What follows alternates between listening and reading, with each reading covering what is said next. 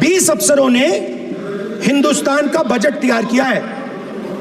मतलब हिंदुस्तान का जो हलवा है 20 लोगों ने बांटने का काम किया है। और मैं चाहता था कि बजट में जाति जनगणना की बात उठे, जो पूरा देश चाहता है। 90% हिंदुस्तान जाति, 95% जाति जनगणना चाहता है। कौन चाहते हैं?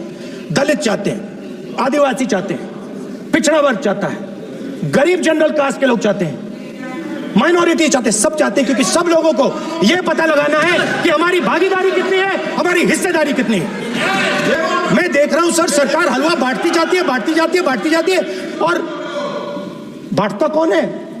वही 2-3% लोग, और बंटता किसको है? वही 2-3% लोग। फाइनेंस मिनिस्टर मुस्कुरा रही हैं। कमाल की बात है।